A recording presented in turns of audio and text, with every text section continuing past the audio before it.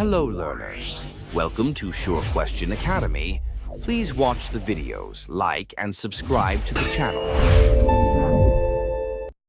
പ്രിയ വിദ്യാർത്ഥികളെ, ശബ്ദതരംഗങ്ങളുമായി ബന്ധപ്പെട്ട രസകരമായ ഒരു ചോദ്യം നമുക്ക് നോക്കാം.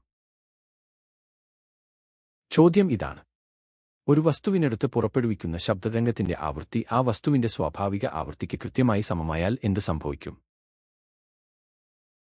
നമുക്ക് 4 പ്രസ്താവനകൾ തന്നിട്ടുണ്ട്. പ്രസ്താവന 1: വസ്തു കമ്പനം ചെയ്യുന്നു. പ്രസ്താവന 2: വസ്തു ശബ്ദതരംഗത്തെ പ്രതിഫലിപ്പിക്കുന്നു. പ്രസ്താവന 3: വസ്തു അനുനാദത്തിലാകുന്നു. പ്രസ്താവന 4: വസ്തു വ്യത്യസ്ത ആവൃത്തി പുറപ്പെടുവിക്കുന്നു. ഇവയിൽ ശരിയായ പ്രസ്താവന ഏതെന്ന് നമുക്ക് കണ്ടെത്തണം.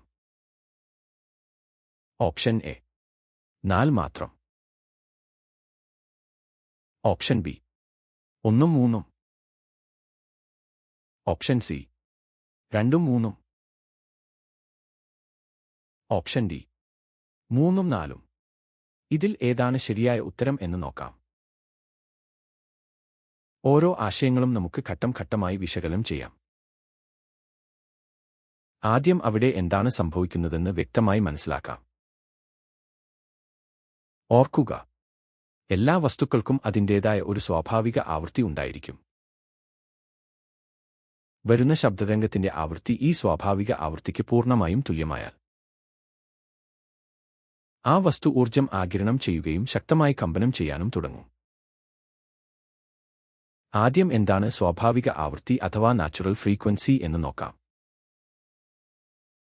കമ്പനശേഷിയുള്ള ഓരോ വസ്തുവിനും സ്വതന്ത്രമായി കമ്പനം ചെയ്യുന്ന ഒരു പ്രത്യേക ആവൃത്തിയുണ്ട്.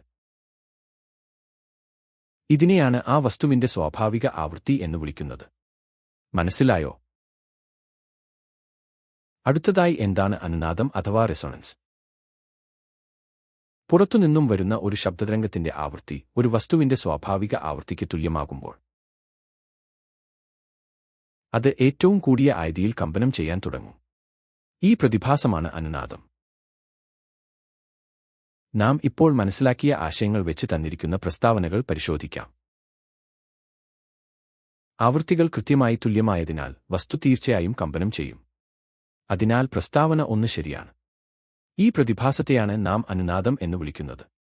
അതിനാൽ പ്രസ്താവന 3 ശരിയാണ്. അതുകൊണ്ട് ശരിയായ ജോഡി 1 3 ആണ്. അതിനാൽ ശരിയായ ഉത്തരം ഓപ്ഷൻ ബി ആണ്. എല്ലാവർക്കും മനസ്സിലായോ?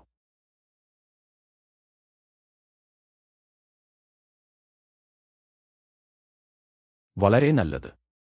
തുടർന്നും നന്നായി പഠിക്കുക. നന്ദി.